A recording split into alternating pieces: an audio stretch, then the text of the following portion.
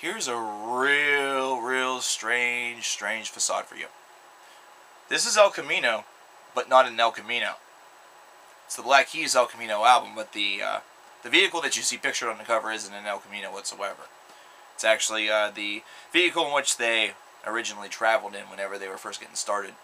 From Akron, Ohio, this band is, and they are kind of a blues rock act that hit a real stride of success with 2010's Brothers, and of course the song Tighten Up, which was heard everywhere, and of course there were subsequent singles such as Howlin' For You, which was a big single until the first single off of this album started to get circulation, entitled Lonely Boy.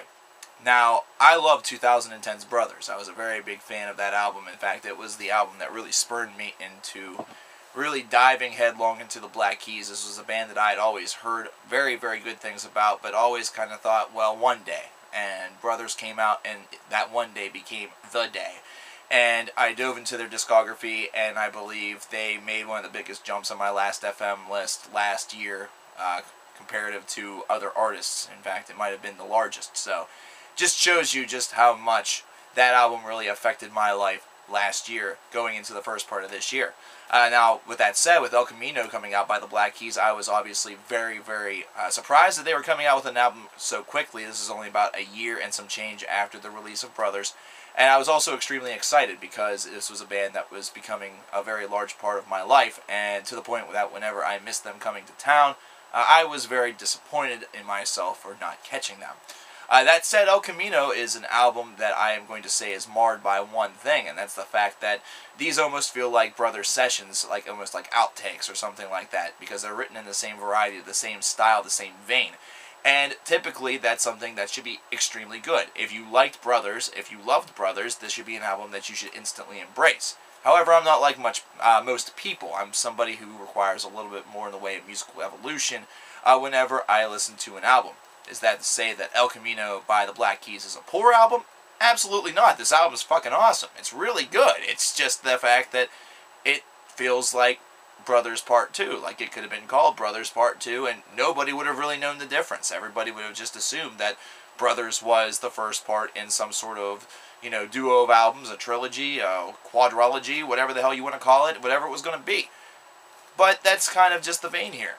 And whenever you examine the Black Keys discography from front to back, you start to realize that this is a band that's kind of stuck with what works more often than not. And it's, the real major shift was whenever they started to get the production efforts of Danger Mouse to help them out with the album. This is another album in which those production credits are widely withheld.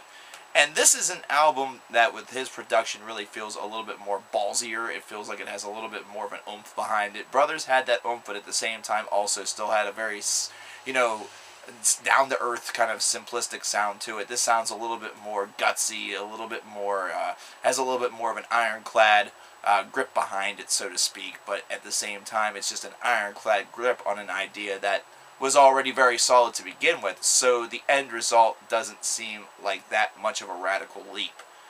Now, like I said, even with all of these things said, it sounds like I'm really bashing this album. I'm really not. This is an album that's full of very strong material. Now, the lyrics might not be anything that's all that special, but I believe there was a quote in either Rolling Stone or Spin that said it the best, and that's the fact that the Black Keys are not here to talk, they were here to rock. And that's something that they do on this album. There's a lot of catchy hooks, a lot of catchy melodies that really just grab you. It's a fun little album that you can really listen to whenever you're doing just about anything, whether you're at work, whether you're at home, whether you're in the car. It's something that's going to get your toes tapping. It's something that's going to get you in a good mood because it's just kind of a sunny album in some regards, even though some of the songs are talking about heartbreak. It's just the reflection of how these songs are presented by the Black Keys just has that kind of fun rock and roll environment behind it that just makes it so easy to kind of tap your toes to and kind of bob your head to a little bit. So overall, El Camino I will not classify at all as a disappointment. This is an album that's full of strong material that is very well done by the Black Keys. It's just that I probably expected and desired a little bit more of a leap as far as creativity was concerned, and was left a little short in that department.